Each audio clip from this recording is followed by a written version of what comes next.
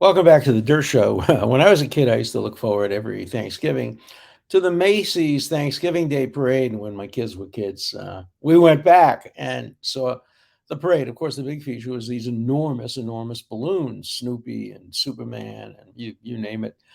Uh, Now the balloons are in the news again, but this one is a very, very large balloon, admittedly sent by China. They claim it was a weather balloon designed to track weather. I don't think you need a balloon to track weather. There are so many other ways of doing it. Clearly, it was a spy balloon. And one question is, with all their technology, why do they need to have a relatively low flying balloon? I think it was at 60,000 feet.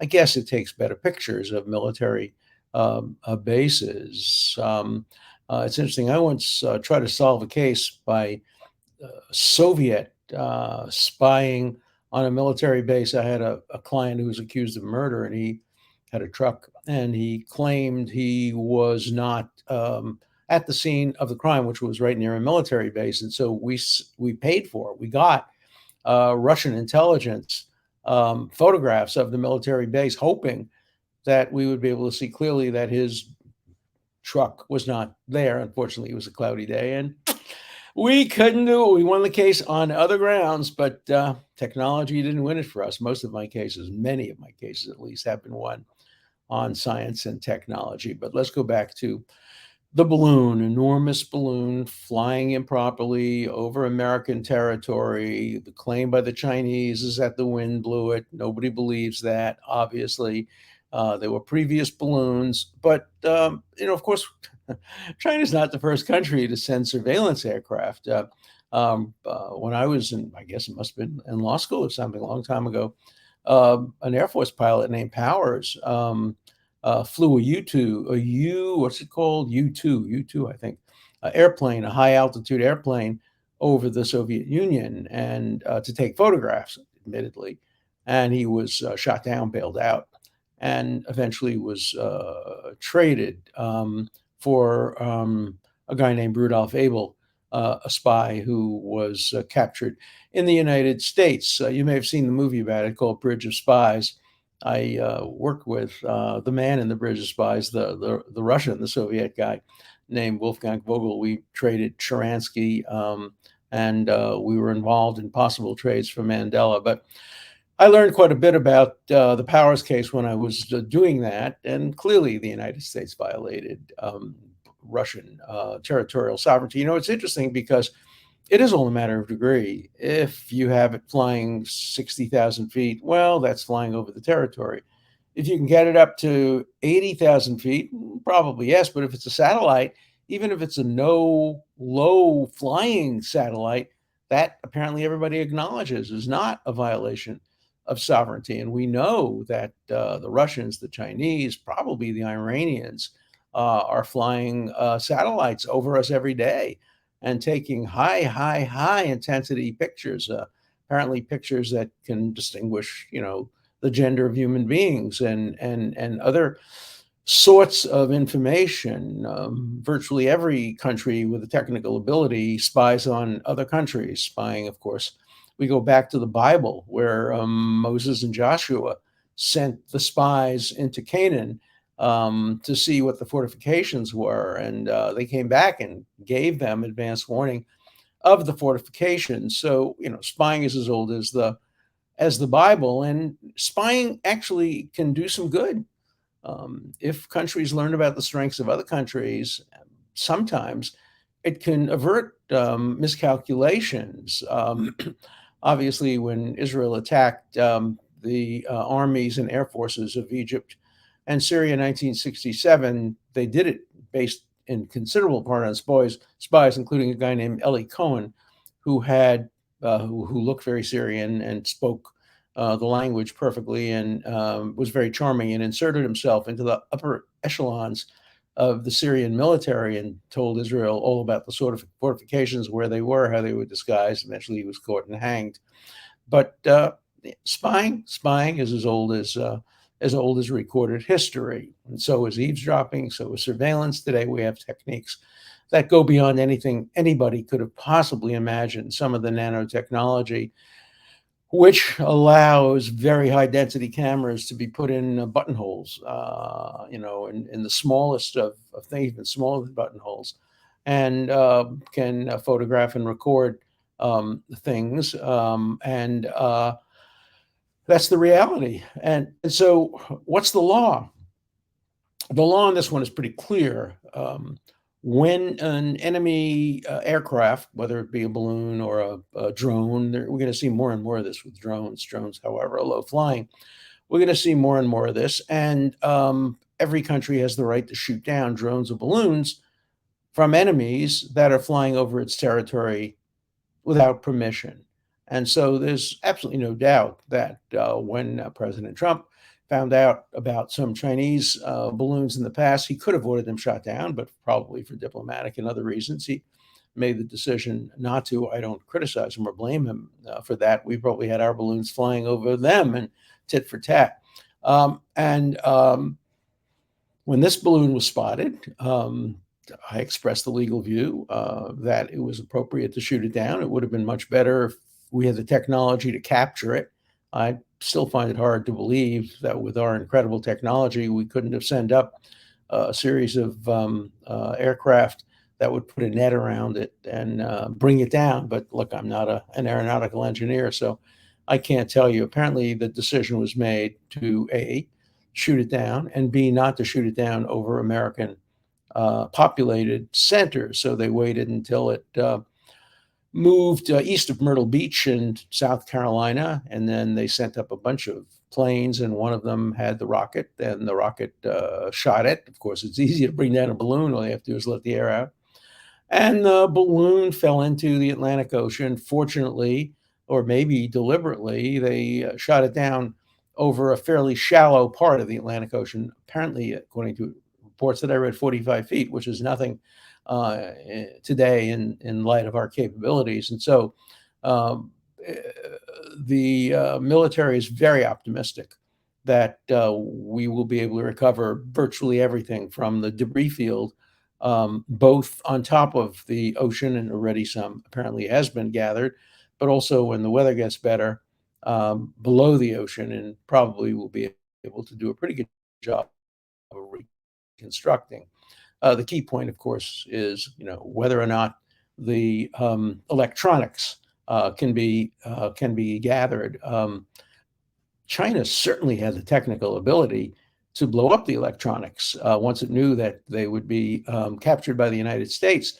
I have heard no reports as to whether or not they blew up the electronics. The United States does that all the time. When our drones or our helicopters or our other material are captured by enemies, we blow them up before the enemy can have a chance to get to them and reverse engineer. And so it's certainly possible, as I say, I haven't heard anything, certainly possible that this could have happened. I hope not, because it would be good to get all the intelligence information that they recorded. Another question that comes up, again, it's a technical question, is did we allow China to obtain more and more and more and more information by delaying the shooting down of the balloon? That is, did they get more information from the day it could have been shot down till the day it was shot down? Now, obviously, we didn't want to shoot it down over population centers, but when it was over some of the Western and Midwestern states, there are certainly large areas where it probably could have been shot down with minimal risk to civilians, but even minimal risk to civilians is too high a price to pay for something like this, which they knew they could get. But did they lose anything in the delay? I don't know the answer to that. And of course, as you might imagine, living in the United States in 2023, the entire issue has become partisan and political. The Republicans are saying they didn't shoot it down enough and they didn't uh, uh, act sufficiently quickly. The Democrats are praising Biden. Now the Democrats are saying that Trump should have shot down the two balloons that were flying over the United States during his administration. We don't know the facts. Let's not jump to conclusions. No, there are other things that can be done. We probably have the technology also to block transmissions or to intercept transmissions. and lots and lots of other technological ways of dealing with this. Some have suggested that because there was time, once it's over the Atlantic Ocean, the United States should have taken the matter to the United Nations. I fundamentally disagree with that. The United Nations doesn't administer justice fairly. It's very biased against Western democracies. Even the Security Council, where the United States has a veto, so does China. And China would have vetoed any attempt to get permission to shoot it down. Now, China could bring a case in front of the International Court of Justice. Now, you have to know that the International Court of Justice has nothing to do with justice. It's not a court and it's not international. It's just misnamed. Why do I say that? Its judges are picked by the countries to do the country's asking. The judges are not independent like in the International Criminal Court, where the judges are picked by outside sources. The International Court of Justice is a United Nations court, and the judges are sent there by their countries to follow the orders of their countries. But they do have jurisdiction over the United States and over the shooting down of aircraft of this kind. So it wouldn't surprise me if a case was brought by China against the United States. Frankly, it wouldn't surprise me if the case went against the United States. That would, of course, hurt the credibility of the court more than it would hurt the credibility of the United States, but it's possible. And so the other question, there's the legal, there's the scientific, there's the practical. We've talked about safety. And now we have to talk just briefly about the diplomatic. As you know, Secretary of State Blinken was on his way to China to discuss very, very important issues relating to Taiwan and other places, and he canceled his trip. There are some who are saying that's an overreaction. Interestingly enough, of course, Republicans aren't saying that because they want to be tough. They would rather have him canceled even more and done more. But there are some in the international community, including some in the United States, that said that we lost something by canceling the diplomatic overture. I don't think so. We can always send Blinken back. He can always have his negotiations. The question is, will China accept Blinken at this point? Or let's say, no, we invited you once, you turned us down. We're not going to invite you again. The very act of sending the balloon over the United States was a Cold War act. It was a provocation. Does anybody believe that the Chinese didn't want it to go over the United States? That it was simply blown by winds? No, again, I don't know the technicalities of this, but surely there must be some directional aspects to the balloon. It isn't just put up in the air and go with the wind.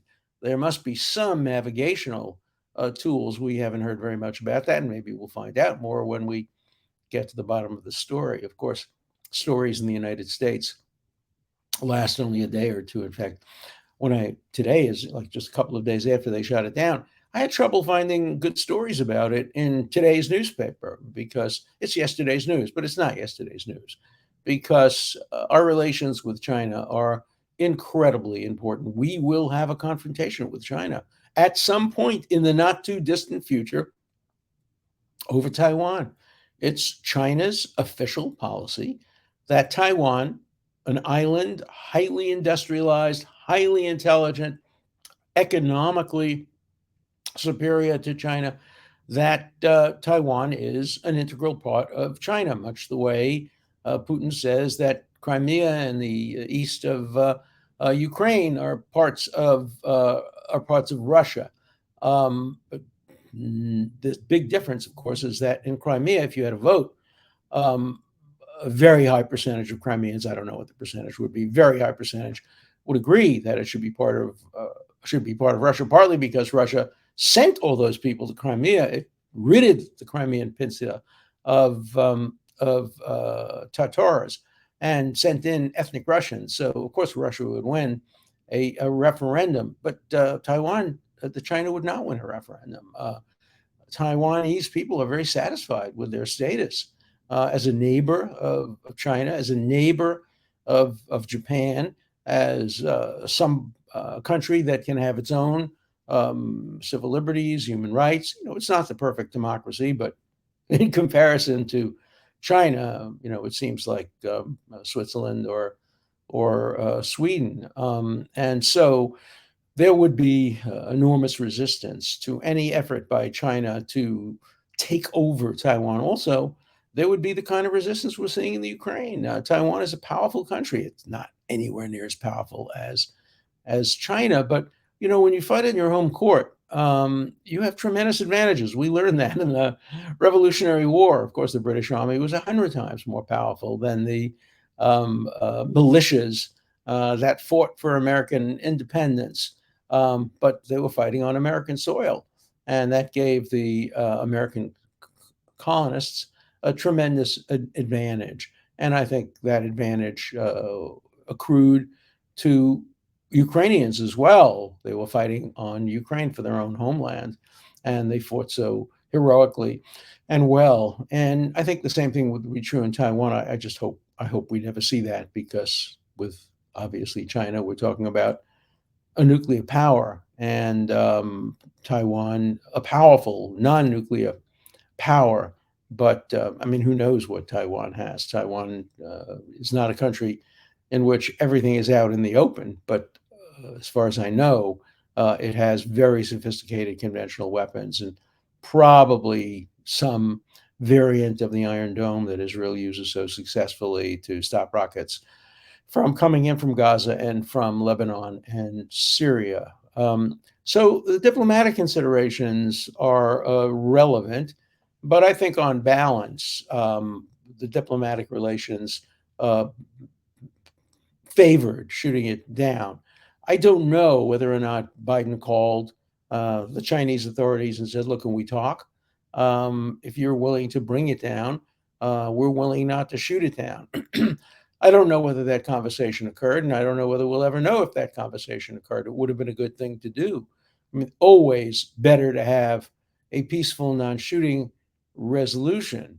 But in the end here, the choice seemed to be allowing the balloon to circumnavigate the Earth and possibly go back to China, or to have China destroy it on its own over the Atlantic Ocean, or to have the United States do it. And I think symbolically, it served an important purpose in warning the Chinese that we're not patsies, and that you can't fly balloons over our territory without suffering the consequences. And we'll see what the reaction is. Who was the famous person who said, when asked whether the French Revolution was a success, he was asked this question in, I don't know, the 1920s, 125 years after. And he said, it's too early to tell. It's too early to tell. You never know what the effect of cataclysmic, this is not cataclysmic, but serious events in international history can do. I mean, there's great debate about the effect of Israel's victory in the 67 war. Was it and its near defeat in the 73 war? Were they both more conducive to a resolution or less conducive? Israel had no choice, of course. It had to defend its borders from, in the second case, a surprise attack, and in the first case, what was intended to be a surprise attack, but the Israelis surprised them first. But we don't know what the implications of that are, and we're not sure. We can't be sure what the implications are of the shooting down of the balloon. But on balance, based on what I know now and what I'm likely to learn in the next period of time, and if I learn something different, I'll certainly let you know. The decision was a correct one. Biden ought to be praised for doing it. I suspect that Trump would have done the same thing. I don't believe in taking partisan credit for this any more than I ever believed that Barack Obama should have been given direct credit for the killing of Osama bin Laden. This was done by the CIA and by other institutions, intelligence. He happened to be there when it happened, and he happened to give the orders to let it happen. Had it turned out bad, he would have gotten the blame, so I guess he gets the credit. But often events are fortuitous. The timing of whether or not one president or another president gets it. You just imagine, remember what happened with Jimmy Carter. He did a very brave, provocative thing. He sent helicopters into the deserts outside of Tehran, Iran, in order to rescue the American hostages. Had he done that, he'd still be president. No, but he'd be the most popular president in history. But he failed. One of the helicopters got stuck in sand. Another one didn't work, and he was regarded as a goat. So he would either be the goat, the greatest of all time, or the goat, the person who's blamed for it. The same thing was true of Osama bin Laden. If he had failed, if they had killed the wrong person, if they had killed a whole bunch of other people, and bin Laden weren't there, as they said, there was only a 50% chance he would be, he might have been blamed for that as well. So, presidents take risks, and I'm not going to criticize either Biden or Trump for their decisions regarding the Chinese balloon. Let's hope it ends peacefully and sends a message to China to cut it out. And if they want to send a weather balloon, let them get permission by the United States. I'm sure we will give them permission if all the appropriate safeguards are satisfied. Okay, so let's turn to some letters. Let me give you a group of letters. We talked about whether or not sex should be taught in the school, whether or not race should be taught in the school. I would say 90% of the letters say no. As the taxpayers pay the salaries of public school teachers, it's only logical that the people should decide if and to what extent contentious issues like sex and race are taught. This can either be through the people's vote or indirectly through legislation, but never should teachers who get their salaries paid by tax dollars make this decision, as they have proved to be extremely biased. Next letter. Sex should certainly not be taught in schools. They have made a mess of it. Race shouldn't either, because it is political in nature and is something left to home in church. Teachers should never express their personal opinions about sex or race and stick strictly to the curriculum. Listen carefully to all this, because I'm going to throw out a very provocative comment in response to all of these. Race and sex have no place in school teaching. Another letter. It shouldn't be taught at all in public schools or anywhere else, but at home with parents or grandparents only. And that's what all the letters seem to be saying. Okay, so I'm going to throw a question out to all of you who said that, and I tend to agree with you. Why are you on the other side of whether religion should be taught in school? Isn't religion as personal as sex and race? Shouldn't religion be taught at home? Shouldn't religion be taught in the church? Shouldn't religion be taught in the families? If you want to say the Lord's Prayer, say it over dinner. If you want to have Christmas celebrations, have them in your church, have them in your private community center. But the very arguments that you're all making, rightfully so, against teaching divisive issues like sex and like race, all those arguments apply equally to religion, don't they? I challenge you. I challenge you, and all of you practically have said you should not teach religion, or I'm sorry, you should not teach sex, you should not teach race. And yet I would bet you that most of you who said that would say we should teach religion. It's okay to have the Lord's Prayer. It's okay to have a prayer before class. It's okay to read from the Bible. And when you say religion, obviously you mean the Judeo-Christian religion. Nobody is advocating reading from the Quran or from the holy books of Buddhism and Shintoism and other issues. It's whether or not we ought to have Christian prayer largely in the schools. And I'm consistent. I'm categorically opposed to that, just as I'm opposed to the teaching or opinionated teaching on sex and race in schools. But you're not, many of you. You say no to religion. No, I'm sorry. You say no to sex, no to race, and yes to religion. Explain yourself. If anything, it goes the other way. Because religion, the teaching of religion in public institutions is prohibited by the First Amendment. Congress shall make no law respecting an establishment of religion. And that's what it is. If a teacher says, we're now going to teach Christian prayer. My mother went to public school in Williamsburg, Brooklyn, New York. And she can still recite in Latin the Mass. And it used to be a parlor trick for her because, she's Jewish and her parents come from Poland. And she would be able to sing the Mass. How could she sing the Mass? She never heard of it in her house. Her parents from Poland never heard of a Mass. But she learned it in school by her Irish school teachers who thought they were turning these immigrants and immigrants' children into real Americans. So my mother learned the Mass, and she obviously learned the Lord's Prayer, and she obviously learned other things because the school day was filled with Christian religious symbols. She learned Christmas songs. She didn't learn any Hanukkah songs. She learned Christmas songs. Did it hurt her? No, she remained an Orthodox Jew for the rest of her life. Did it make her feel bad when she was in school, when she was looking around and seeing her Christian friends being able to celebrate with the teacher, and she was feeling a little put off that her religion didn't allow her to pray to Jesus or make other commitments to her religion that she didn't agree with. And so my challenge to you, and I really want you to take me up on this challenge, write me letters, and if you want, we'll do another show on it. I want to know how you can distinguish race and sex on the one hand from religion on the other. I cannot. I'm not smart enough to do that. Maybe you are smart enough to do that. If you are, please let me know. And then there are some extremes. Public education is evil socialism and should be banned. Why is it your right to force me to work to pay for the education of your children? Pay your own way. This is pure evil, which all the systems that are predicated theft and slavery, it's evil, and the left death, and the left, the evil left death cult must be ended. And then it goes on.